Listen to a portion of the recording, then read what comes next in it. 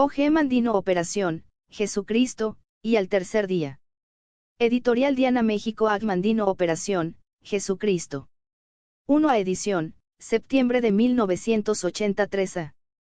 Impresión, marzo de 1981 ISBN 968-13-0612-0 Título original, de Cris Commission, traductora, Guadalupe Mesa de Gárate, derechos reservados Copyright, 1980, by Ag Mandino, edición original en inglés publicada por Lippincott & Crowell, Publishers, New York, N.Y., USA, Copyright 1980, por Editorial Diana, siglo A, Roberto Gayol 1210, y Escutlacoquemecatl, México 12, DF, impreso en México, printed in México. Prohibida la reproducción total o parcial sin autorización por escrito de la casa editora 2 Ag Mandino Operación, Jesucristo. Para dos hombres llamados Silvio, mi padre y mi hermano. 3 Ag Mandino Operación, Jesucristo. Si un hombre empieza con certidumbres, acabará con dudas, pero si se conforma con empezar con dudas, acabará con certidumbres. Francis Bacon 4 Ag Mandino Operación, Jesucristo. 1 Me acomodé en el mullido terciopelo color ébano del espacioso asiento posterior de la limusina Cadillac y verifiqué la hora en mi Omega. El recorrido hasta los estudios Burbank de la NBC, de acuerdo con la gente de relaciones públicas que se encargaba de mi gira, se llevaría cuando menos 50 minutos en el tráfico del anochecer. Este era el punto culminante, grandioso y perfecto, de 3 semanas de entrevistas para los periódicos, de presentaciones personales en la radio y la televisión, como invitado en sus programas de entrevistas, y de fiestas para firmar autógrafos en las librerías de costa a costa. Si solamente hubiese sabido lo importante que sería esta noche en mi vida, quizá hubiera permanecido en mi habitación del Century Plaza, dándole doble vuelta a la cerradura y viendo la televisión en pijama. Alguna vez antes ha estado en el espectáculo de Johnny Carson, señor Lawrence. Sacudí la cabeza ante los inquisidores ojos color café que me miraban entrecerrados a través del lejano espejo retrovisor. Aun cuando me dirigía a mi presentación número 61 ante los medios publicitarios en el curso de 20 días, por primera vez me sentía tenso. Ya me las había arreglado para comportarme con cierta medida de aplomo en el espectáculo de Donahue, había charlado con Mary, bromeado con Snyder y aún estrechado la mano de Daine, así que, ¿por qué ahora sentía mariposas en el estómago? Cerré los ojos tratando de descansar, con la esperanza de que el personal de las limusinas Tanner me hubiese enviado un chofer que no fuera conversador, pero no tuve esa suerte. He leído un buen número de sus libros, señor Lawrence. Extraordinarios. A mi esposa y a mí nos fascinan. Es usted muy amable, respondí, antes de poder detenerme. Una acción refleja, solo una frase que muchos autores emplean repetidas veces para agradecer los elogios vehementes y con frecuencia incómodos que les prodigan sus admiradores. Jamás me había dado cuenta de lo banales que resultan a veces esas palabras, hasta el día en que compartí una sesión de autógrafos con Herme Van Beck, y nos sorprendimos el uno al otro pronunciando la misma respuesta mientras firmábamos nuestras rúbricas tediosamente. A Herme el incidente le causó hilaridad, pero ambos decidimos que a partir de ese momento seríamos un poco más creativos en nuestra conducta humilde.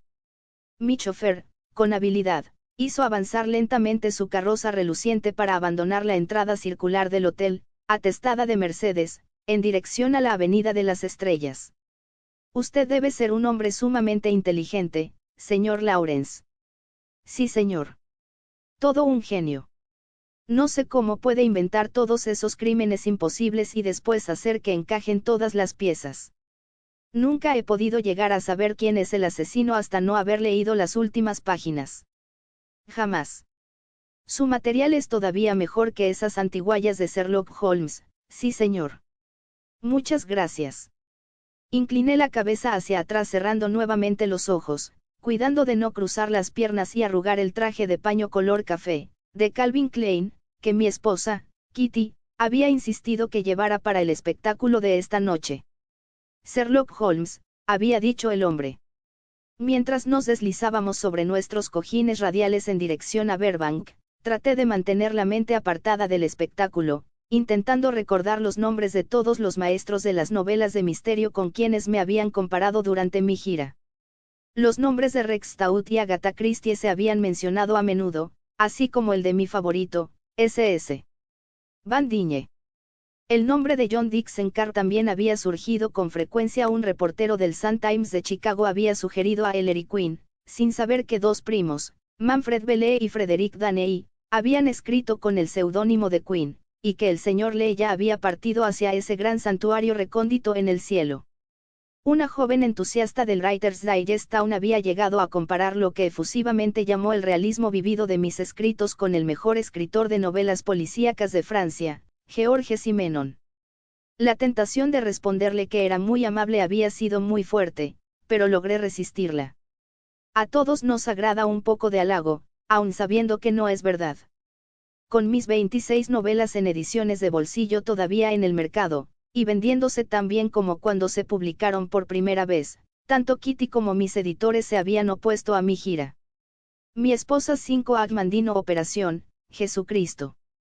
Había insistido en que era una intrusión innecesaria en mi tiempo y mis energías, y mis editores estuvieron de acuerdo, afirmando que, de cualquier manera, todos los libros de Matt Lawrence aparecían en la lista de los libros de mayor venta.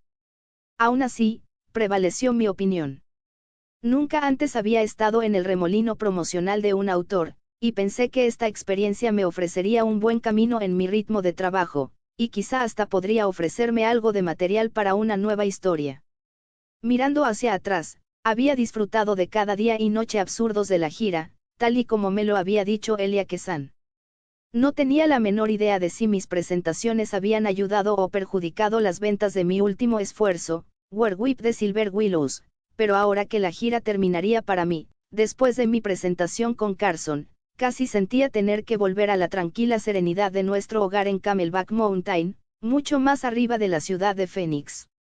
Exactamente 48 minutos después de abordar la limusina, se desvió en West Alameda en dirección a un bosque de altos cercados de alambrados, deteniéndose ante una puerta en su interior el tiempo suficiente para que el vigilante reconociera a mi chofer, y después se deslizó hasta llegar a una puerta sin ningún letrero.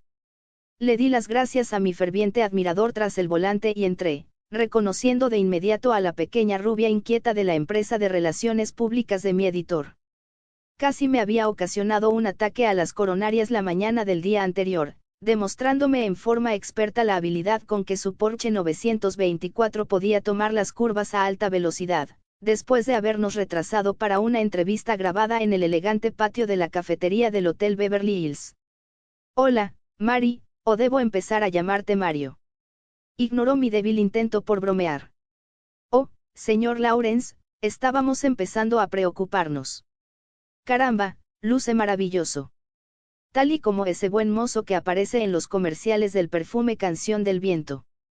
Bueno, jovencita, como jamás he visto esos comerciales, no sé si eso es un cumplido o si me ha clasificado en una categoría que dudo mucho que me atraiga. Sacudió la cabeza con desenfado y se rió. Ah, sí que lo sabe. Sígame, lo conduciré al famoso Salón Verde.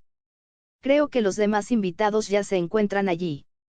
La grabación se iniciará en unos 30 minutos. En el interior del Salón Verde, que por cierto no es verde, Mary me presentó a un joven del personal de Johnny Carson, llamado Alfred. Después me dio un ligero beso en la mejilla, me deseó suerte y desapareció. Alfred me preguntó si me agradaría conocer a los demás invitados al programa y le respondí afirmativamente. Primero estreché la mano de Charles Nelson Reilly, comediante y director, quien admitió haber sido admirador mío durante años, y lo demostró recitando cuando menos una docena de títulos de obras mías. Le respondí felicitándolo por su dirección, tan llena de sensibilidad, en la hazaña de Julie Harris de la representación de la vida agitada de Emily Dixon. Después, llegó Jimmy Stewart, en persona, presentándose él mismo. Muy pronto encontramos nuestro terreno en común, puesto que ambos servimos en la 8ª División de la Fuerza Aérea durante la Segunda Guerra Mundial. Por último, estreché la mano de una cautivadora cantante morena, Donna Theodore, quien me recordó mucho a la chica de las fotografías favoritas de nuestro escuadrón, Jane Russell. Poco después, se pidió cortésmente a los amigos de los invitados que abandonaran el salón y quedamos los cuatro solos, para mutuamente tratar de levantar nuestro valor menguante, en lo cual fracasamos por completo. Hay algo tan sobrecogedor, aún para las personalidades del mundillo del espectáculo, al saber que lo que uno dice y hace aparecerá ante 15 millones de personas, que solamente un lunático o un completo idiota no se sentiría inhibido. Con excepción de unas cuantas observaciones al azar acerca del omnipresente Neblumo y de Jerry Brown, el gobernador de California, ninguno de nosotros dijo gran cosa hasta que escuchamos a Ed McMahon exclamar, «Ah, aquí está Johnny», y, todos agradecidos, dirigimos nuestra atención íntegra al gran aparato de televisión. En su monólogo, Johnny increpó a los Dodgers de Los Ángeles por su racha tan prolongada de juegos perdidos, aguijoneó al Congreso por su incapacidad para aprobar legislación alguna, exceptuando otro aumento para sus miembros, y la emprendió con los vendedores de autos usados, cuya opinión acerca de sus propias aptitudes para vender es tan presuntuosa que insisten en aparecer en sus propios comerciales de 6 Agmandino Operación, Jesucristo. Televisión detestables, con auxiliares que van desde una boa constrictor hasta dobles de Dolly Parton.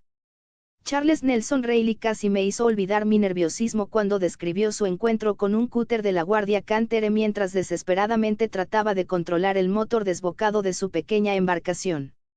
Después Jimmy Stewart exhibió algunos trozos de película de un programa especial próximo a presentarse en otra cadena de televisión, en el cual actuaba como anfitrión, y en donde se hablaba de objetos voladores no identificados, y Donna Theodore cantó con voz chillona 2 éxitos musicales de rock, que a mí me parecieron completamente improbables viniendo de una mujer tan majestuosa y encantadora. Alfred hizo que me sobresaltara al decir, «Hoy está de suerte, señor Lawrence». «Sí, ¿y cómo es eso?» «Usted sigue justamente después del próximo corte de 2 minutos, y parece que va a tener nada menos que 14 o 15 minutos con el señor Carson». «Maravilloso, eso me colocará justamente a la altura de Carl Sagan y de Paul Ehrlich». «¿Qué dice?» «Ah, sí, eso es muy divertido». «Divertido», respondió, dejando de sonreír. «Puede controlar bien todo ese tiempo». Puesto que solamente 3 noches antes había hablado casi durante 2 horas en el programa de la cadena de radio de Larry King, le di a Alfred una palmadita en la mejilla vellosa. «Lo intentaré, hijo, lo intentaré. Sígame, señor, y por favor, camine con cuidado». Está bastante oscuro entre bastidores. La orquesta tocaba al otro lado de la cortina, complaciendo al auditorio que se encontraba en el estudio, mientras los televidentes en toda la nación se instruían acerca de los beneficios del alimento Alpo para perros y de los pantalones Yamar. Alfred se acercó a mi oído y gritó, «Espere aquí, por favor, hasta que yo corra la cortina. Después salga, camine 3 pasos hacia adelante y gire a la derecha hasta llegar a donde se encuentra el señor Carson. Tenga cuidado de no tropezar cuando suba a la plataforma que se encuentra alrededor de su escritorio». Asentí y deseé, como siempre lo hacía justamente antes de una aparición en cualquier programa, estar de vuelta en Camelback Mountain, sentado cerca de la alberca en compañía de mi perro Basset y un buen libro. De pronto Alfred, que tenía el oído pegado a la separación de la cortina, tiró del pesado cortinaje y me dio una palmada en la espalda. Las luces me cegaron momentáneamente al dar un paso hacia adelante, sonriente. Saludé a un auditorio que todavía no podía ver, di vuelta a la derecha tal y como se me había indicado, subí a la plataforma y estreché la mano de Johnny. Después me volví para besar a Donna en la mejilla y estrechar la mano de Jimmy, Charles y Ed. «Señor Lawrence», dijo Johnny afectuosamente, «durante años he sido uno de sus admiradores». «Bienvenido». «Gracias, es un placer para mí estar aquí». «¿Por qué no lo habíamos invitado antes?», dijo Johnny frunciendo el entrecejo y ladeando la cabeza de manera que la pregunta iba dirigida a mí y también al director, Freddy de Córdoba, quien estaba sentado fuera de las cámaras en la fila izquierda delantera con sus audífonos y su micrófono pegados al rostro. «Jamás he hecho muchas presentaciones en radio o televisión, Johnny. Afortunadamente para mí, mis libros siempre se han vendido tan bien que creo que mis editores tenían la sospecha de que todo lo que podría hacer con mis apariciones sería tal vez echar a perder algo bueno. Por lo que he podido ver, deberían encerrar bajo llave a la mayoría de los autores tan pronto como se publican sus libros, porque cada vez que abren la boca disminuyen las ventas de sus libros. Johnny asintió, haciendo una mueca irónica. Le creo. ¿Cuántos libros suyos se han vendido? ¿Tiene alguna idea? No con exactitud, porque también se han publicado en muchos idiomas extranjeros, pero calculo que alrededor de 80 millones de copias en todas las ediciones. 7 Agmandino Operación, Jesucristo. El auditorio profirió un sonido de admiración.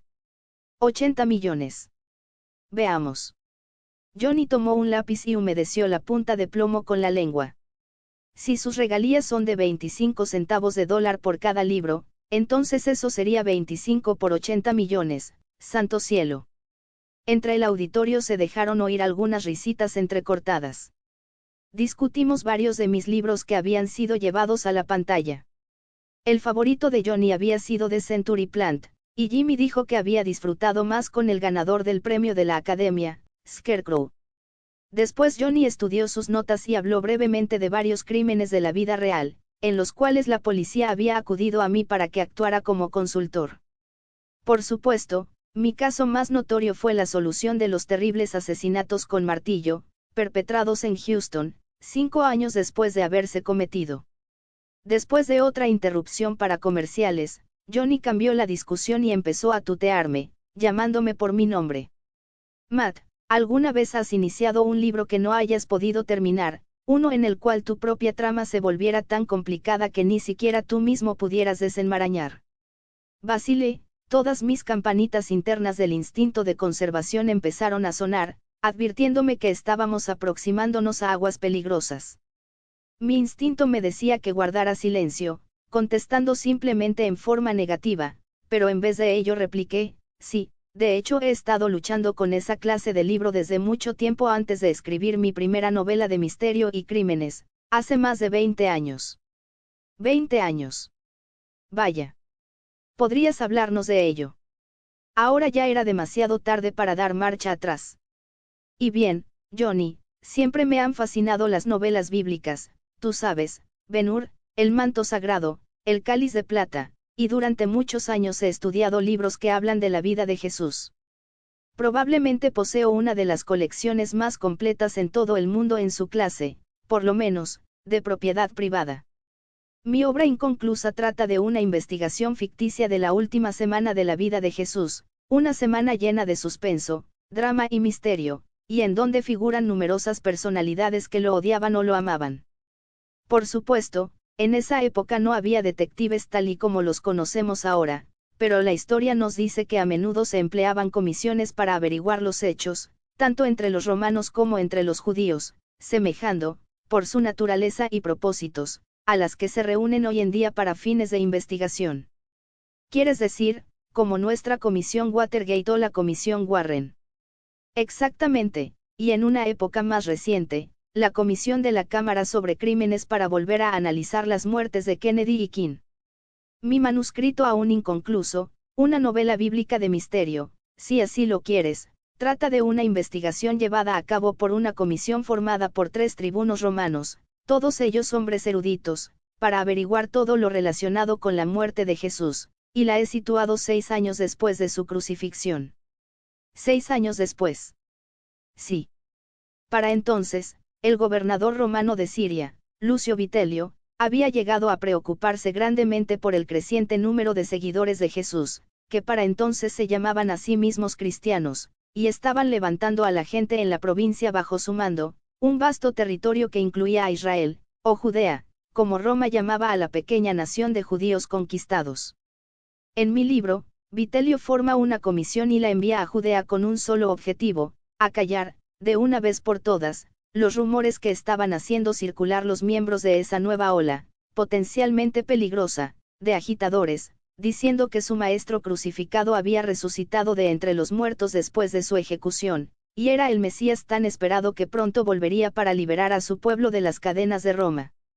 Johnny frunció el entrecejo y el auditorio quedó tan silencioso que parecía que nos encontrábamos en un estudio vacío. ¿Y cómo diablos harías que llevaran eso a cabo? 8 Agmandino Operación, Jesucristo. El plan de acción de mi comisión es muy sencillo.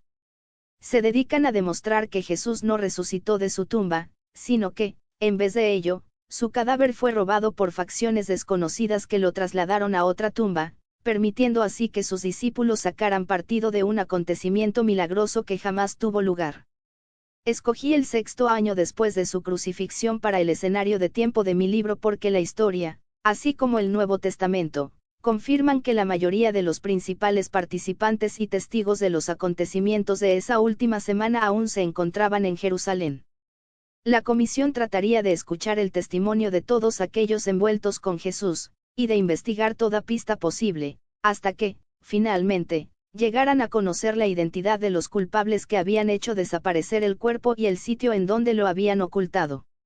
Entonces, obtendrían las confesiones firmadas, por cualesquiera medios que fueran necesarios, de quienes habían engañado a la gente, después de lo cual pretendían crucificarlos con sus confesiones firmadas colocadas en un sitio prominente abajo de sus cuerpos, para que todos pudieran verlas. Los restos de Jesús también se recuperarían y se exhibirían, destruyendo así ese nuevo movimiento tan peligroso antes de que estuviera completamente fuera de control y amenazara la paz de Roma. En mi libro, aún llegué a dar un nombre a ese grupo formado por los 3 tribunos, Comisión, Cristo que, por cierto, también es el título del libro. Johnny se veía confundido. Durante algunos momentos, golpeó nerviosamente con el lápiz sobre la cubierta de su escritorio, antes de estirarse para tocar mi brazo. Matt, no estoy muy seguro de que te comprendo. ¿Quieres decir que durante 20 años has estado escribiendo un libro en el cual esperas demostrar, a través del testimonio de aquellos que conocieron a Jesús, que no resucitó de entre los muertos?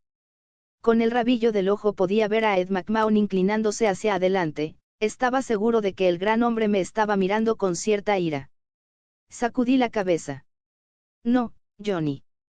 Lo estaba escribiendo de tal manera que a medida que se desarrolla la trama y la comisión examina a testigos como Poncio Pilato, Pedro, Mateo, Santiago, el sumo sacerdote Caifás y varios más, todos los miembros gradualmente empiezan a darse cuenta de que la evidencia señala en otra dirección de la que habían provisto, y de que jamás podrán recuperar el cuerpo de Jesús ni aprehender a ningún culpable implicado en el robo de una tumba, porque nada de eso ha tenido lugar.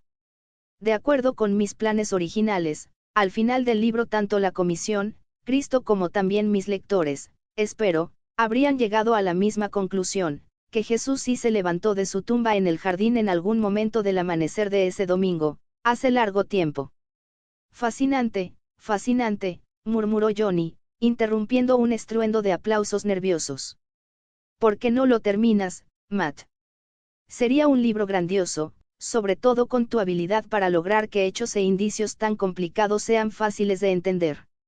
Esta obra sería el misterio de detectives que acabaría con todas las novelas de misterio. Los aplausos se reanudaron, en forma mucho más entusiasta, y ahora sabía que estaba metido en eso a fondo. No tenía a dónde ir, ningún sitio en donde ocultarme y solo podía culparme a mí mismo por los apuros en que me encontraba. Inhalé profundamente y me hundí todavía más. No lo he terminado por una razón muy sencilla.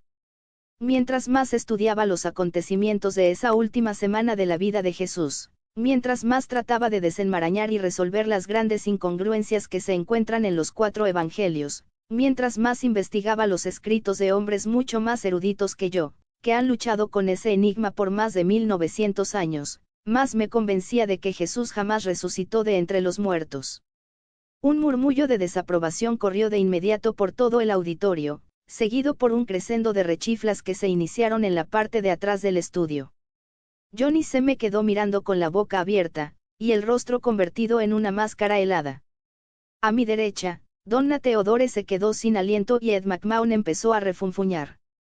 Traté de conservar mi aplomo y seguí hundiéndome cada vez más. Pablo, cuando buscaba conversos, a menudo decía, si Jesús no hubiese resucitado, entonces nuestras enseñanzas son vanas, y la fe de todos ustedes es en vano. Johnny, mientras más estudio e investigo esta cuestión, más convencido estoy de que durante 20 siglos la fe de miles de millones de personas ha sido en vano. Nos hemos dejado engañar por el mayor fraude que jamás se haya perpetrado con la humanidad. No existe ninguna evidencia sólida que demuestre que Jesús resucitó de entre los muertos o de que sea el hijo de 9 Agmandino Operación, Jesucristo. Dios, como tantos desean creer. Johnny extendió el brazo para alcanzar su cajetilla de cigarros, sacó uno y lo encendió. Su pequeño encendedor de oro dejó oír un sonido corno, el del disparo de un rifle, en medio del silencio lleno de presagios que ahora reinaba entre el auditorio. Yo continué: esto puede parecer presuntuoso y aún demente, pero cómo desearía poder retroceder en el tiempo para encontrarme durante una semana en el mismo escenario en donde ubiqué a mi ficticia comisión 6 años después de la crucifixión de Cristo. Estoy seguro de que podría descubrir lo que realmente le sucedió a Jesús, durante esos días decisivos de su última semana, qué conspiraciones estuvieron involucradas, y entre quiénes, qué hechos se ocultaron y se mantuvieron fuera del conocimiento del pueblo, quién robó realmente el cuerpo de Jesús y por qué lo hizo, y, especialmente, cómo es posible que la verdad, cualquiera que haya sido, desapareciera tan repentinamente y ahora ya no tengamos ninguna base, excepto rumores, desde hace casi 2000 años. Eso es todo, poco más o menos, Johnny. Sí, replicó brevemente, haciendo una señal a la orquesta. Ciertamente que lo es, no hay duda. Tan pronto como la música se dejó oír, un caramelo lanzado de entre el auditorio aterrizó a mis pies, después una manzana se estrelló contra el frente del escritorio de Johnny, y las monedas empezaron a rebotar como proyectiles por todo el escenario, silbando al pasar por encima de nuestras cabezas. Donna gritó inclinándose hacia Jimmy, ocultando el rostro en su pecho. Un murmullo siniestro corrió entre la multitud y pude ver a Freddy de Córdoba haciendo señales frenéticas a las personas que se encontraban en el interior de la caseta de ingenieros, circundada por cristales. Una mujer obesa de cabello gris saltó desde su asiento en la primera fila, corrió hasta el borde del escenario y sacudió su puño regordete en dirección a mí, al mismo tiempo que gritaba algunas palabras que no pude escuchar por encima del clamor. Johnny, obviamente alterado, se inclinó hacia mí, diciendo: por tu propia seguridad, y por la nuestra, ¿por qué no cruzas esa cortina, ahora mismo? Me puse de pie y le tendí la mano, pero fingió no verla. ¿Con qué? ¿Cómo salió todo?, preguntó el mismo chofer que me había traído, y ahora me llevaba de vuelta al Century Plaza. Me sorprende que me esté llevando de vuelta. Por un momento pensé que me diría que caminara, por en medio de la autopista. ¿Por qué? ¿Qué sucedió? No respondí. No apareció en el programa, señor Lawrence. Oh, sí, por supuesto. Magnífico. Veré el programa cuando llegue a casa por la noche. Miro Uzi siempre se emociona mucho cuando vemos a los invitados de Carson a quienes llevé en mi Cadillac. Y cuando se entere de que usted fue mi pasajero, bueno. Frente al hotel, salté fuera del automóvil y le entregué un billete de $20. Gracias por 2 paseos muy agradables, y dígale a Rousey que espero que no se sienta muy decepcionada de mí. La entrada del hotel estaba atestada, con parejas muy bien vestidas que salían a cenar y a ver algún espectáculo, o bien, que llegaban para asistir a una u otra función en los numerosos salones de banquetes. En el vestíbulo, una pequeña orquesta mexicana pugnaba por dejarse oír por encima del barullo de las charlas y risas constantes que surgían del área hundida del bar. Estaba seguro de que la última cosa en el mundo que deseaba hacer era sentarme en mi habitación a compadecerme de mí mismo, de manera que me detuve en la recepción para encargar que me despertaran a las 7:30 de la mañana, antes de abordar la escalera descendente en busca de un rincón tranquilo y una bebida. En el piso bajo encontré una caseta de teléfono y usé mi tarjeta de crédito para llamar a Kitty. Le dije todo lo que había sucedido, lo mejor que pude recordar. Al principio, todo lo que hizo fue repetir: 10 Agmandino Operación, Jesucristo. Matt, dime que no lo hiciste. Matt, no lo hiciste. Kitty, lo hice, respondí roncamente. En el nombre de Dios, ¿qué fue lo que te hizo hacer eso? ¿Por qué simplemente no hablaste de tu nuevo libro, haciendo gala de tu encanto y tu modestia, dejando que Johnny diera muestras de su ingenio? No lo sé. He estado haciendo eso durante 3 semanas, y ya había empezado a sacarme de mis casillas. Simplemente creí que eso animaría un poco las cosas, pero parece que perdí el control. Animar un poco las cosas. No puedo creerlo. ¿Tienes una idea de lo que sucederá mañana cuando todo esto llegue a los periódicos? Ya puedo ver los encabezados desde ahora. Escritor mundialmente famoso de novelas de misterio rechaza a Jesús por fraude. Todos y cada uno de los dirigentes de todos los grupos cristianos en el mundo estarán en contra tuya. Habrá un motín fuera del Century Plaza aún antes de que te levantes mañana por la mañana. Y espera a que tus amados editores se enteren de las noticias. Las cosas realmente llegarán muy lejos. Dios mío, serás el primer autor a quien revoquen sus libros. No, no seré el primero. El año pasado fueron revocados 4 libros de cocina por contener recetas con ingredientes nocivos para la salud. ¡Qué momento tan adecuado y encantador para esta clase de trivialidades publicitarias! Kitty, estás llevando las cosas fuera de toda proporción. Te estás poniendo histérica por nada. Por nada, dices. Escucha, ya he dejado una llamada para que me despierten temprano, porque pensaba jugar 18 hoyos con Lemon en Hillcrest. En vez de ello, tomaré el primer avión que salga de aquí y estaré en casa antes del mediodía. Te llamaré desde Sky Harbor, y tranquilízate. Te amo. Yo también te amo, idiota. Simplemente no comprendo por qué tenías que hacer algo tan estúpido. Es como si a cada momento trataras de destruir todo aquello por lo que has trabajado tan arduamente. Constantemente estás tentando al destino, esos deslizamientos en paracaídas, esa loca lancha rápida, la ascensión a esas estúpidas montañas, siempre tratando de ver hasta dónde puedes forzar la suerte. Hazme un favor, te lo suplico. Por supuesto, cualquier cosa.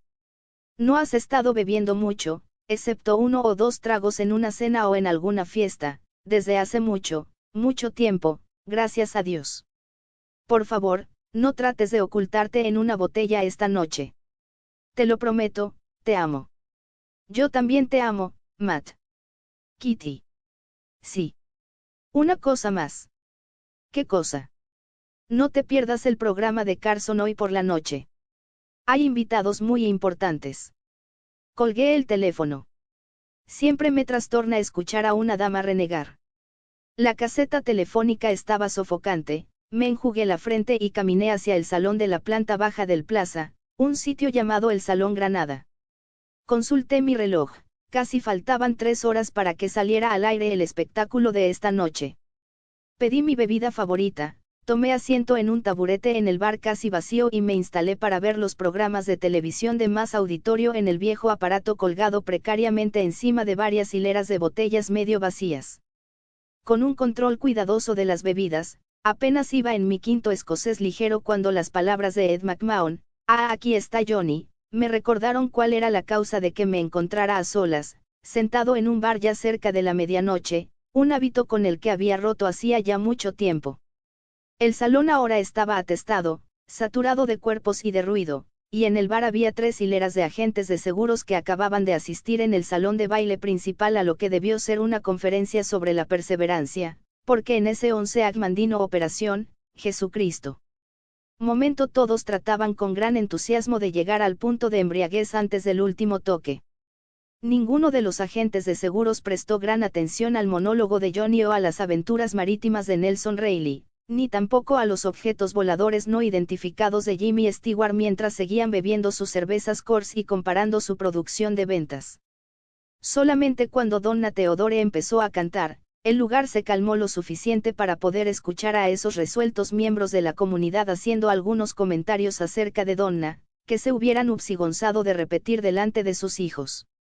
Por último, por encima del estrépito, escuché a Johnny haciendo la presentación de una de las principales autoridades criminales de todo el mundo, así como el escritor de novelas de misterio más popular de nuestros tiempos.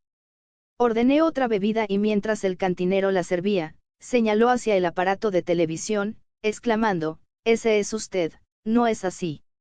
Justamente en ese momento debí pagar la cuenta del bar y apresurarme a subir las escaleras hasta llegar a mi habitación para ver el resto del programa.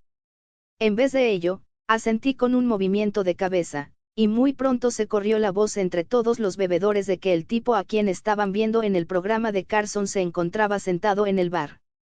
Traté de escuchar lo que le había dicho a Johnny acerca de los asesinatos con martillo cometidos en Houston, pero solamente pude captar algunos fragmentos por encima del ruido de la multitud. Después pasaron los comerciales, y pude darme cuenta de que me sentía cada vez más tenso cuando el letrero de Aún hay más brilló en la pantalla. Más, ¿y en qué forma?, pensé. Todo resultó mucho peor de lo que había imaginado. Cuando finalmente anuncié que había sido incapaz de encontrar alguna prueba aceptable de que Jesús había resucitado de entre los muertos y que creía que millones de cristianos se habían dejado engañar por un fraude a lo largo de 20 siglos, el camarógrafo, perversamente, enfocó el lente de acercamiento para hacer algunas tomas de los rostros, alternando entre mi cara seria y el gesto perplejo de Johnny. Los micrófonos de acercamiento aún llegaron a captar algunas de las rechiflas y abucheos, antes de que Doc Severinsen y su orquesta misericordiosamente pusieran fin a esa parte. Después de los 3 últimos comerciales, Johnny hizo su resumen acostumbrado, anunciando primero a los invitados para la noche siguiente. Después, la cámara lentamente enfocó a Rayleigh, a Stewart, a la señorita Theodore, mientras el anfitrión agradecía a cada invitado su presencia, enfocando finalmente la silla vacía que yo había ocupado antes de mi salida precipitada. Johnny murmuró algo acerca de la libertad de expresión y del derecho de todo norteamericano de expresar sus opiniones, sin importar lo desagradables que puedan ser para el resto de la gente, pero cuando el auditorio nuevamente comenzó a silbar, sonrió débilmente y se despidió deseando a todos las buenas noches. Me había concentrado tan intensamente en el programa que no me di cuenta de la calma que reinaba en el salón. Ahora había un gran espacio a mi alrededor, como si de pronto todos y cada uno se hubieran enterado de que yo tenía lepra.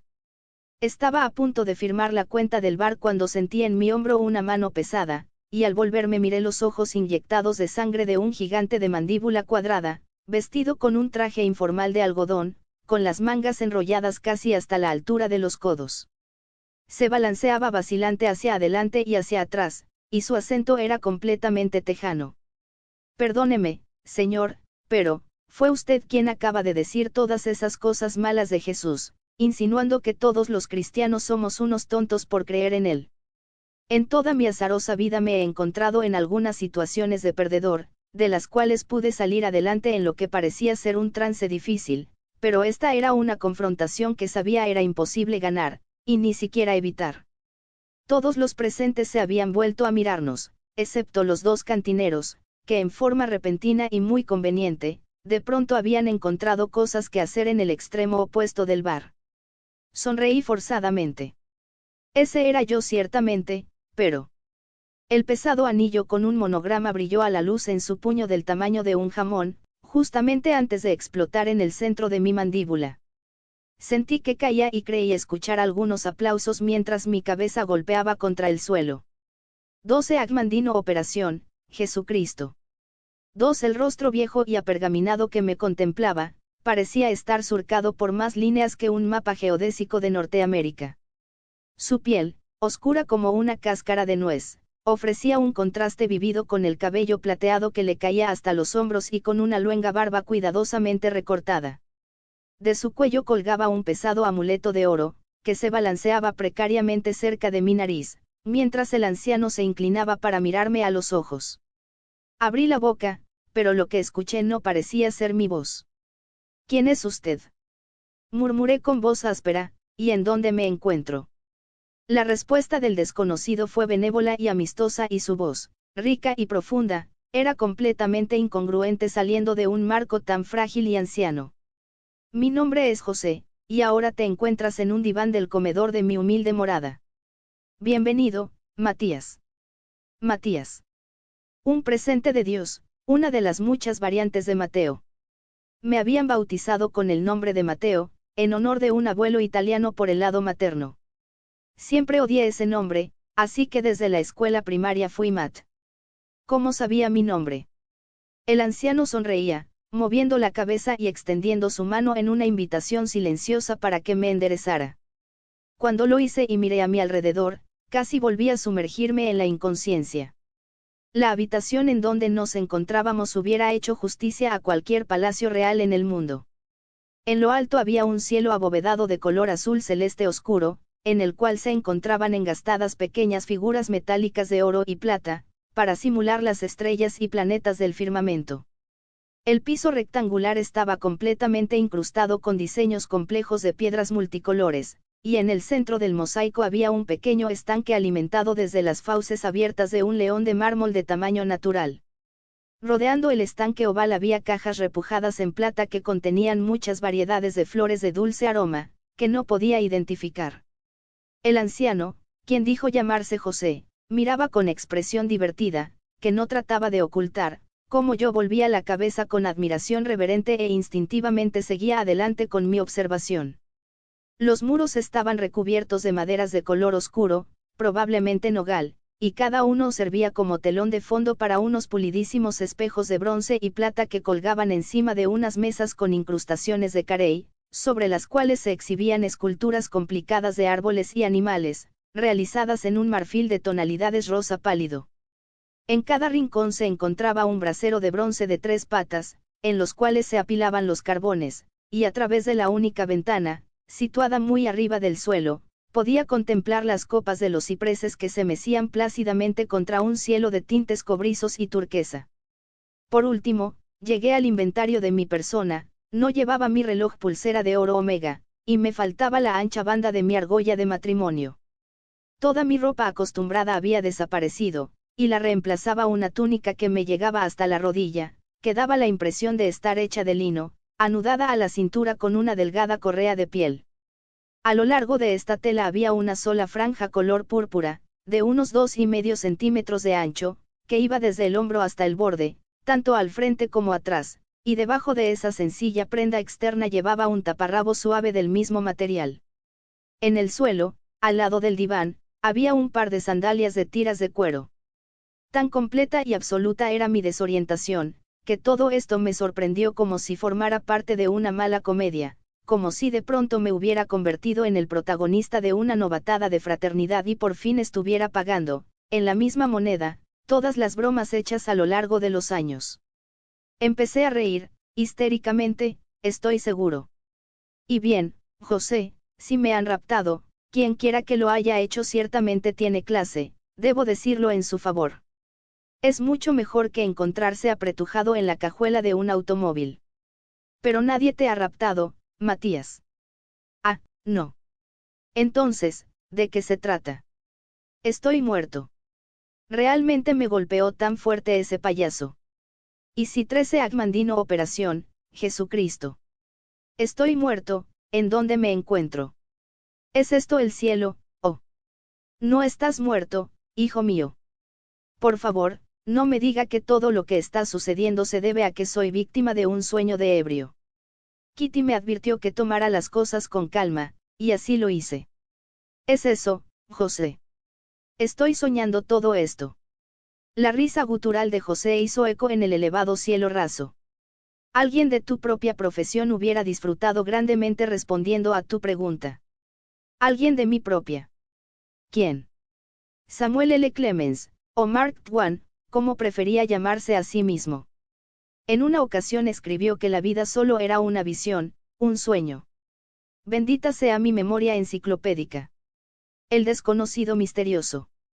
Leí esa obra hace mucho tiempo. ¿Acaso Twain no escribió que todo es un sueño, Dios, el hombre, el mundo, el sol, y que nada existe, excepto cierto espacio vacío, y que nosotros no somos otra cosa que pensamientos? Exactamente. Por favor, olvidemos los problemas de Twain para concentrarnos en los míos. Usted me dice que no he sido raptado y que no estoy muerto, y que esto no es un sueño. Así que, ¿en dónde me encuentro y qué estoy haciendo aquí? ¿Acaso alguien, uno de mis amigos, me ha jugado una broma costosa? Eso es.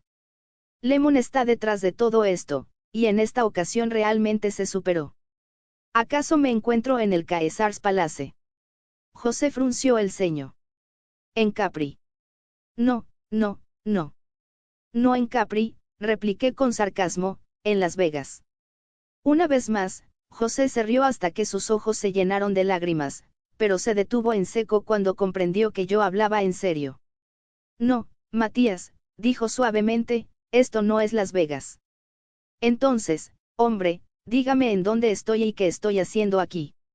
José lanzó un gran suspiro y se colocó a mi altura, sentándose en una banca de piedra cerca del diván, mirando intensamente sus manos abiertas, como si estuviera tratando de leer sus propias palmas. Su voz era tan baja que me vi obligado a inclinarme hacia adelante a fin de poder escuchar sus palabras. Hijo mío, todo esto es muy complicado y, sin embargo, muy sencillo. Hace poco tiempo, hiciste algunas declaraciones violentas en un programa de televisión, que ven y escuchan incontables millones de personas. Sentí un escalofrío repentino. Como si me hubiesen echado cubos de hielo por la espalda. Cautelosamente pregunté, ¿quiere usted decir mis declaraciones acerca de Jesús y su resurrección, diciendo que no son otra cosa que un fraude? Sus amistosos ojos color café, de pronto se convirtieron en hendiduras de una hostilidad apenas disimulada. El mundo ha estado exponiendo ideas como las tuyas durante 20 siglos. Los detractores desde la época de Nerón han hecho todo lo posible para destruir la fe de todos aquellos que decidieron creer en Jesús. Pero tú, Matías, debido a la época en que vives, eres más importante que 100 Nerones. Y debido al progreso humano tan sorprendente en las ciencias de la comunicación, no es del todo irrazonable llegar a la conclusión de que cuando alguien con tu reputación e importancia, tan difundidas, habla como lo hiciste, sus palabras tienen un impacto casi instantáneo sobre todo el mundo. ¿Cómo es posible que la verdad hiera a la humanidad, José? Shakespeare alguna vez escribió, mientras tengas vida, habla con la verdad y confunde al mal. Un consejo excelente que procede de una mente brillante. Por supuesto que la verdad jamás puede herir a nadie, amigo mío, ya que es la base de todo conocimiento y el cimiento de todas las sociedades. Exactamente 14 Agmandino Operación, Jesucristo. Por eso te encuentras aquí. Me sentí absolutamente impotente. No comprendo. ¿En dónde me encuentro? En ese programa, hacia el final de tus observaciones, expresaste un deseo específico, ¿no es verdad? Lo hice, y he expresado ese mismo deseo con mucha frecuencia, sintiéndome frustrado, a menudo en la intimidad de mi propio estudio, mientras luchaba con las piezas del rompecabezas de la vida de Jesús, que simplemente se rehusaban a encajar. ¿Y qué fue lo que deseaste en ese programa? Expresé el deseo de poder pasar una semana en el mismo escenario de tiempo y lugar que describo en Comisión, Cristo, en Jerusalén, 6 años después de la crucifixión, cuando todos los testigos importantes aún estaban con vida y se encontraban en la ciudad, a fin de interrogarlos e investigarlos. Dije que si solamente dispusiera de una semana, estaba seguro de que podría llegar a la verdad en todo lo concerniente a Jesús, especialmente los hechos que incluyen el fraude de la tumba vacía.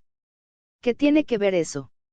El anciano se puso de pie, se adelantó y decidido tomó mi cara entre sus manos largas y suaves. Matías, me dijo compasivamente, tu deseo se ha convertido en realidad. ¿Qué está diciendo? Estás en Jerusalén, y este año, de acuerdo con tu calendario, es el año 36 6 años después de la crucifixión de Jesús. Podía escuchar el latido apagado de mi corazón en medio del silencio solemne que siguió al anuncio de José. Solamente el arpegio de las gotas de agua, que caían al estanque desde las fauces abiertas del león, perturbaba la quietud de la habitación sumida en el silencio. Me quedé mirando con incredulidad el rostro sereno de mi anfitrión, buscando desesperadamente un indicio, una ceja ligeramente alzada o un labio torcido, el guiño de un ojo, cualquier cosa que me asegurara que todo esto era parte de una gran broma o aún de una pesadilla. Sí, sí, con gusto me conformaría con una pesadilla. Simplemente estoy soñando todo esto, ¿no es verdad? Pregunté débilmente. José ladeó la cabeza como si pensara que yo debía saber que no era así. Matías, ¿puedes recordar alguna ocasión en que hayas tenido un sueño durante el cual supieras que solamente estabas soñando? No lo recuerdo. Por supuesto que no puedes recordarlo, la mente subconsciente es incapaz de tal raciocinio. Pero esto es una absoluta locura.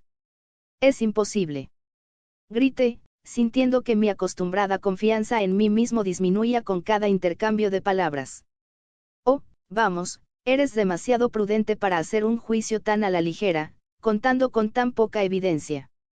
Ciertamente, ninguno de los héroes ficticios que creas haría una declaración tan arbitraria, porque, de lo contrario, jamás resolvería crimen alguno. ¿Y acaso no fue Napoleón quien dijo que la palabra imposible solamente se encuentra en el diccionario de los tontos? Para ese momento, estaba empezando a pensar en una forma un poco más coherente. Por su última observación, pensé que ya lo tenía en mis manos. ¿Cómo es posible que usted sepa algo de Napoleón, para no mencionar a Mark Twain o al programa de Carson, si, como dice, apenas estamos en los primeros años del primer siglo? ¿No se está adelantando un poco a su época? El anciano me palmeó en el hombro en señal de aprobación, y después procedió a hablarme tan pacientemente como un maestro amable lo haría con su discípulo favorito. Existe un puñado de nosotros, quizá demasiado pocos, a quienes se nos ha concedido el poder de 15 Agmandino operación, Jesucristo. Quebrantar las barreras del tiempo y del espacio, siempre que se considera necesario hacerlo, en interés de la verdad. Para nosotros, en realidad no existe ni el pasado ni el presente. En vez de ello, hay un presente de cosas pasadas, un presente de cosas presentes, y un presente de cosas por venir. Eso me suena como algo tomado de las Confesiones de San Agustín. Nuevamente volvió a darme una palmada en el hombro. Muy bien, Matías. El acervo de tus conocimientos es mayor de lo que me había atrevido a esperar. Aurelio Agustín es uno de los nuestros, a su manera, ha ayudado a muchas de las mejores mentes del mundo en sus luchas contra la oscuridad de la incertidumbre durante casi 16 siglos. Él y yo somos dos de los mensajeros más antiguos, pero todavía nos las arreglamos para encender nuestra parte de velas. Mensajeros. Velas. 16 siglos. ¿Acaso estaba sufriendo alucinaciones? Me había vuelto completamente loco después del espectáculo de esta noche. O alguien había deslizado una droga en mi bebida en ese bar. O simplemente había traspasado el borde de la realidad hacia un mundo de apariciones bíblicas, fantasmas con los que había luchado durante tanto tiempo para captarlos en las páginas de mi manuscrito y que ahora me habían capturado a mí. Siguiendo mi costumbre, busqué un cigarro, pero la mano se me heló en el aire. José se rió ahogadamente. Recuerda, hijo mío, estamos en el año 36 donde aún los indios de tu hemisferio no adquirirán el vicio de fumar tabaco sino hasta dentro de otros 70 años, poco más o menos. Y tus cigarros no evolucionarán a partir del puro sino hasta dentro de unos 1500 años. Desafortunadamente, mis poderes tienen sus limitaciones, solamente puedo transportar tejido viviente de un lado a otro a través del tiempo y del espacio. Tus cigarros, Golden Leads, según creo que los llaman, al igual que tu ropa y todas tus pertenencias, se encuentran allá, en tu habitación del Century Plaza. Cielo santo. ¿Qué sucederá cuando encuentren todas mis pertenencias en esa habitación y no haya ningún rastro mío? ¿Y mi esposa? Casi me olvido de Kitty, estará frenética. No te preocupes por todo eso, Matías, es posible lograr que el tiempo retroceda o se adelante, y aun que permanezca estacionario. Si eres afortunado, podrás satisfacer tu deseo, encontrar aquí la verdad que buscas y todavía estar de vuelta en tu hotel a tiempo para desayunar. A menos que, debido a algún suceso inesperado que no pueda impedir porque esté más allá de mis facultades, llegaras a enfermar o a morir aquí, o que no me agradaban nada las insinuaciones que estaba haciendo. O que alguien te asesine para impedir que descubras los hechos que buscas. Desafortunadamente, en cualquiera de esos casos, tu cadáver tendría que permanecer aquí. Como ya dije, solamente puedo trabajar con tejido viviente. Grandioso. Nacido en 1923, fallecido en el año 36. Necesitaba algún tiempo para reflexionar en todo esto. Era extraño que el anciano hubiera mencionado a Mark Twain, quien otrora escribió la historia de un yanqui terco de Connecticut, a quien golpearon en la cabeza con una barra de hierro en el Connecticut del siglo XIX y despertó en la Inglaterra del rey Arturo, en el siglo XVI. José, le pregunté en la forma más informal que pude hacerlo, ¿quién es usted realmente? Me conocerás por mi nombre completo, estoy seguro de que te has tropezado con ese nombre durante los 20 años que pretendes haber dedicado al estudio de la vida de Jesús. Siempre se refieren a mí como José de Arimatea. Sin pensarlo, exclamé abruptamente, el hombre misterioso de los evangelios. José asió fuertemente los pliegues de su túnica y expresó con ceño: ¿por qué me llamas así? 16 Agmandino Operación, Jesucristo. Porque lo es, con toda seguridad debe estar consciente de que algunas de las mentes más grandes del mundo han tenido serias dudas acerca de que usted haya existido. Ni en Mateo, ni en Marcos, Lucas o Juan, su nombre aparece una sola vez hasta que Jesús es crucificado. Después los cuatro hablan de usted en sus relatos como del hombre que se dirige a Poncio Pilato para pedirle el cuerpo de Jesús para darle sepultura antes de la puesta del sol, hora en que se inicia el sábado. Inexplicablemente, a pesar de su odio por todos los judíos, Pilato le entrega el cuerpo después de asegurarse por sí mismo de que Jesús ha muerto en la cruz. Con ayuda de otro hombre misterioso, Nicodemo, se lleva el cuerpo, lo prepara para su sepultura y lo entierra en un cementerio de las cercanías, en una tumba que algún día hubiera sido la de usted mismo. Después desaparece de las páginas de la historia bíblica, para nunca volver a ser mencionado. Eso, amigo mío, es un hombre misterioso. José se encogió de hombros e hizo una mueca. Yo soy ese hombre, y tu breve resumen de mis pequeños esfuerzos es bastante acertado. José, se da cuenta de que todos los eruditos de la Biblia jamás han sido capaces de fijar con exactitud la ubicación original de Arimatea. Los eruditos de la Biblia se esfuerzan demasiado. Mi lugar de nacimiento y primer hogar se encontraba en la región montañosa de Efraín, Ramatayim, de donde surgió el profeta Samuel. Entonces, la mayoría de ellos están en lo cierto cuando lo ubican en lo que, en mi época, se llama Rama o Ramla, o Ramala, dependiendo del libro que se lea. Eso carece de importancia. Casi toda mi vida ha transcurrido aquí, en Jerusalén, controlando y extendiendo mis numerosas caravanas de comercio que ahora cubren toda esta tierra, desde Capadocia hasta Egipto. José de Arimatea. José de Arimatea, realmente es usted. En verdad me encuentro en la misma habitación, y conversando, con el hombre que dio sepultura a Jesús. Debes creerlo, Matías. Y estás aquí conmigo, porque sucede que soy el único en toda Jerusalén que puede ayudarte en tu deseo. Por tus investigaciones y tus estudios, sabrás que estoy en buenos términos, no solamente con los seguidores de Jesús, sino también con las autoridades romanas y judías, y disfruto de la confianza de todos ellos. Todos me deben algún favor que les he hecho, y conmigo como tu amigo y guía, cuando menos aceptarán recibirte y hablar contigo. No obstante, no puedo garantizarte ningún éxito en tu investigación, eso dependerá enteramente de ti y de tus supuestas habilidades. Extendí mi mano y toqué la suya por vez primera. También a ti tengo que hacerte muchas preguntas, José. Estoy seguro de que así es. Sin embargo, no deberías interrogar a tus testigos, llamémoslos así, en el mismo orden en que habías planeado que la comisión, Cristo, escuchara sus testimonios en tu libro. Por tu reputación, me imagino que había una razón lógica de por qué ibas a presentarlos a tus lectores en una secuencia específica, ¿no es así? Sí, en mi esbozo del libro había planeado dedicar cada capítulo del mismo al interrogatorio de un testigo diferente, en el mismo orden en que esos individuos desempeñaron un papel en la vida de Jesús. En esa forma, cuando Vitelio, el gobernador romano de Siria, estudiara más adelante las transcripciones de las audiencias de la comisión a fin de decidir cuál sería el mejor curso de acción por seguir, sería como si estuviera leyendo la vida de Jesús de principio a fin, junto con mis lectores, por supuesto. Simplemente era una estratagema de escritor, pero hubiese sido una forma nueva y diferente de narrar la historia de Jesús. El anciano extendió ambas manos, con las palmas hacia arriba.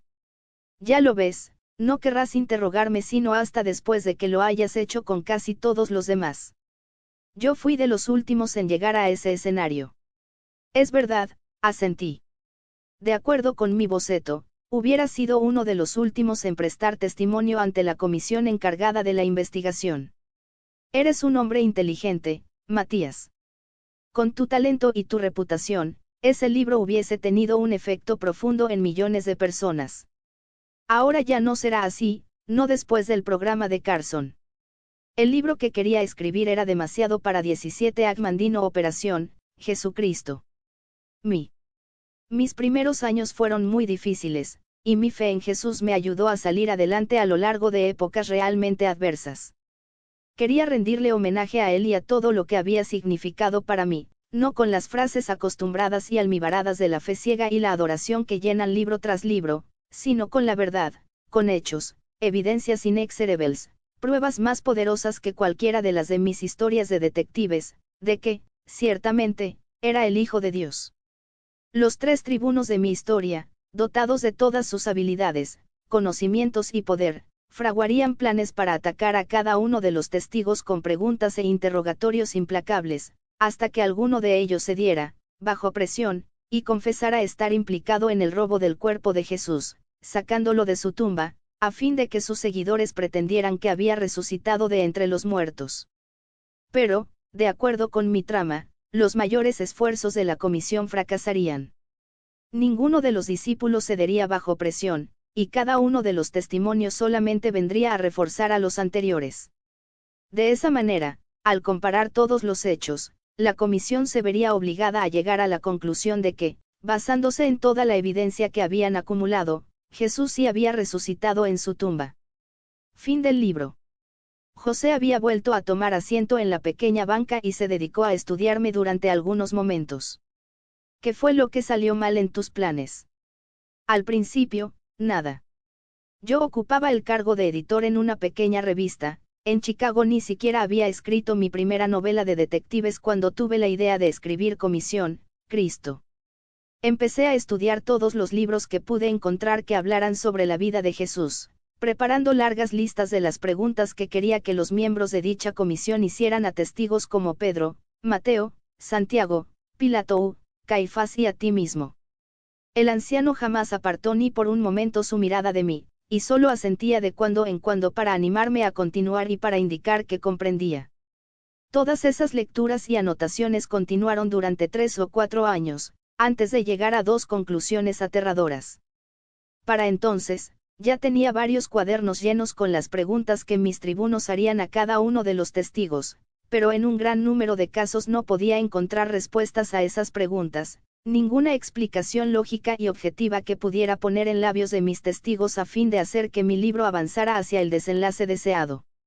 De cuando en cuando me encontraba con una mina de oro, o por lo menos eso creía, al encontrar una explicación lógica para alguna pregunta desafiante en algún libro, solamente para descubrir, más adelante, a otro experto que estaba en completo desacuerdo con el primero. El estudio de los 4 evangelios me hizo toparme con un muro. Había contradicciones por doquiera. Ni siquiera concordaban en la hora en que Jesús había muerto. Leí a Voltaire y me enteré de que él había luchado contra la misma clase de problema. Seguí investigando y estudiando, y para cambiar de ritmo escribí mi primera novela de detectives. Se convirtió en un éxito de librería, tan grande, que me permitió renunciar a mi trabajo para pasar todo mi tiempo escribiendo. Eso me dejó más espacio para trabajar en Comisión, Cristo y perseveré en esa labor. En alguna parte, me decía a mí mismo, tiene que haber respuestas, rechacé absolutamente a quienes sostenían que tenía que aceptar muchas cosas basándome únicamente en la fe. ¿Por qué debía pasar semanas y quizá meses estudiando todos los hechos y especificaciones antes de adquirir un automóvil o una casa, o una cámara fotográfica, dejando lo más importante de mi vida apoyado en una fe ciega? Eso me parecía ridículo, y aún sigo pensando así. Quizá esa fue mi debilidad, un Santo Tomás incrédulo de nuestros días, que quería creer, pero necesitaba pruebas. Juan hace esta cita de Jesús: si no ves señales y prodigios, no creerás. Jesús estaba describiéndome, y sigo pensando igual. José dijo: Matías, mencionaste que habías llegado a 2 conclusiones aterradoras. ¿Cuáles fueron esas conclusiones? La primera fue la más decepcionante. En algún momento, me di cuenta de que jamás encontraría fuentes fidedignas que pudiesen proporcionarme respuestas aceptables y lógicas para muchas de las preguntas que quería que hiciera la comisión a los testigos. Y la segunda conclusión fue que la única forma en que podría terminar el libro sería publicarlo como uno más en el largo desfile de libros en contra de Cristo, algo que simplemente era incapaz de hacer. ¿Por qué? Mi madre, que en paz descanse, fue una mujer muy devota. Aun cuando ya no existe, la amé demasiado para arrojar lodo sobre su fe. Y nunca antes había insinuado ninguna de mis dudas en público hasta que me dejé 18 Agmandino Operación, Jesucristo. Llevar en ese maldito programa. José apartó su mirada de mí y sacudió la cabeza. Dime, Matías, ¿cuáles fueron algunas de las preguntas que obstaculizaron tus esfuerzos? Ah, José, eran cientos de ellas, respondí en tono quejumbroso. Por ejemplo. Muy bien, si Jesús en realidad les hubiese dicho a sus discípulos que moriría y después resucitaría de entre los muertos, ¿por qué huyeron todos cuando fue arrestado en el huerto, y por qué se sorprendieron tanto cuando María Magdalena les llevó las nuevas de la tumba vacía? Si Jesús estaba enterado de que su misión en la tierra era padecer y morir por la humanidad, ¿cómo es que le preguntó a Dios, desde la cruz, porque se había olvidado de él? Cuando Jesús entró a Jerusalén, ese domingo anterior a su muerte, realmente había una gran multitud que salió a recibirlo, y si fue así, porque las autoridades romanas permitieron que tuviese lugar una exhibición de esa naturaleza, tan potencialmente peligrosa. Y la misma pregunta en lo referente al templo, cuando derribó las mesas de los mercaderes. ¿Era posible hacer una cosa así y retirarse con toda libertad para volver, al día siguiente, sin ser arrestado por la policía? ¿Quieres más? José asintió. Si Juan el Bautista reconoció a Jesús como el Cordero de Dios, porque los seguidores de Juan siguieron su propio camino, mucho tiempo después de que Jesús, supuestamente, había resucitado de entre los muertos. ¿Qué fue lo que sucedió realmente en esa tumba el domingo por la mañana? Realmente un ángel le habló a María Magdalena, y, de no ser así, ¿cómo se arraigó esa historia? En Cesarea de Filipo, fue Pedro quien finalmente convenció a Jesús de que él era el Mesías, y porque disminuyó el número de seguidores de Jesús a medida que transcurría el tiempo. ¿Por qué no hizo algunos milagros más en la Jerusalén cosmopolita, en donde hubiera obtenido mayor provecho? ¿Qué quiso decir Jesús con el reino de Dios? Si las multitudes verdaderamente creían que Jesús era el Mesías, ¿cómo es posible que hayan permitido que lo crucificaran, cuando en el pasado habían demostrado estar dispuestas a morir por causas menos importantes? ¿Te basta con eso? Sacudió la cabeza negativamente. ¿Qué pudo causar que un hombre que estuvo tan cerca de Jesús, durante tanto tiempo, finalmente se volviera en su contra y lo traicionara? Y los discípulos, realmente promovieron el fraude de la resurrección a fin de conservar su posición y el apoyo del pueblo. Cuando fue bajado de la cruz, había muerto, o simplemente se encontraba en estado de coma. El anciano se sobresaltó al escuchar la última pregunta, pero guardó silencio. ¿Cuáles fueron los verdaderos cargos por los que Jesús fue condenado a muerte? ¿Existió alguna confabulación entre el sumo sacerdote Caifás y Poncio Pilato y, posteriormente, colaboraron ambos para ocultar los hechos? Cuando Jesús envió a los 12 apóstoles a anunciar que el reino de los cielos estaba al alcance de todos, les dijo que el Hijo del Hombre volvería antes de que hubieran terminado su jornada. Y si lo hizo, ¿cuáles fueron los verdaderos sentimientos de los apóstoles cuando volvieron de su misión y se dieron cuenta de que nada había cambiado? ¿Por qué Mateo, Marcos y Lucas ignoran en sus escritos un suceso tan asombroso y poderoso como la resurrección de Lázaro? ¿Acaso los judíos esperaban que su Mesías hiciera milagros? ¿Por qué la familia de Jesús lo ignoró durante su ministerio? ¿Por qué Jesús fue el único arrestado y juzgado? ¿Qué sucedió con la multitud, la mañana de su juicio ante Pilato, que pidió a este último que liberara a Barrabás y ejecutara a Jesús? El anciano alzó ambas manos como en señal de rendición. Tenía los ojos húmedos y se aclaró la garganta varias veces antes de hablar. Matías, ahora comprendo por qué tus libros son tan populares. No estoy muy seguro de que puedas encontrar respuestas a todas las preguntas que has hecho, aun si pasaras aquí toda una eternidad. José, para mí ya no tiene importancia encontrar respuestas para todas esas preguntas. Creo que el asesinato de nuestro presidente Kennedy me hizo comprender, finalmente, que si los mejores cerebros del hombre moderno, con todos nuestros artilugios técnicos, no pueden resolver a fondo la verdad acerca de sucesos que tuvieron lugar hace apenas unos cuantos años frente a miles de testigos, como en nombre del 19 Agmandino Operación, Jesucristo. Cielo, puedo esperar encontrar las explicaciones objetivas de sucesos que tuvieron lugar hace 2000 años. En el transcurso de los años, la clave para la terminación del manuscrito de comisión, Cristo se ha reducido a tratar de encontrar solamente la respuesta a una pregunta. Si pudiera resolver esa a mi entera satisfacción, todas las demás carecerían de importancia. Solamente una pregunta. Respondió José, frunciendo el ceño. Sí, solo una. Si tuviera esa respuesta, podría terminar el libro. Te suplico, Matías, dime cuál es esa pregunta. Estoy de acuerdo con Pablo, quien llegó hasta el fondo de la cuestión cuando dijo, si Jesús no hubiera resucitado, entonces nuestras enseñanzas son en vano, y la fe de todos ustedes es en vano. El deseo que expresé en el programa de Carson depende de la declaración de Pablo, y ciertamente debes reconocer que hay millones de personas que comparten mis sentimientos, pero que jamás se atreverían a confesar sus dudas. José, si pudiese convencerme de que nadie retiró el cuerpo de Jesús de la tumba, tu tumba, y de que, por consiguiente, si resucitó de entre los muertos, todas las demás preguntas serían improcedentes. José pareció aliviado. Caminó con ligereza hasta una mesita lateral, haciendo sonar una campanita de cristal. De inmediato apareció un sirviente en el vano de la puerta, llevando una charola de plata con una jarra de vino blanco y 2 copas. El anciano sirvió cuidadosamente el líquido, colocó en mi mano una copa llena, rozándola con la suya, y alzó su bebida por encima de la cabeza. Quiera la verdad liberarte de tus dudas, hijo mío. Hay algo muy especial que quiero que veas, pero primero vamos a beber por tu éxito. Durante los próximos días, siempre estaré cerca de ti, haciendo las veces de tu guía y confidente, no obstante, tú debes señalar el camino. Los resultados que logres al tratar de descifrar lo que, sin lugar a dudas, es el misterio más grande de la historia del mundo, dependerá exclusivamente de tu propia capacidad, de tus conocimientos y habilidades para seleccionar la evidencia y los testimonios. Yo solamente estaré a tu lado para protegerte y aconsejarte, en la mejor forma que pueda, si llegara a ser necesario.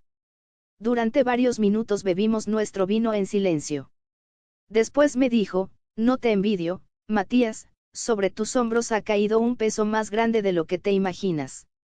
Bajé mi copa y miré inquisitivamente al anciano.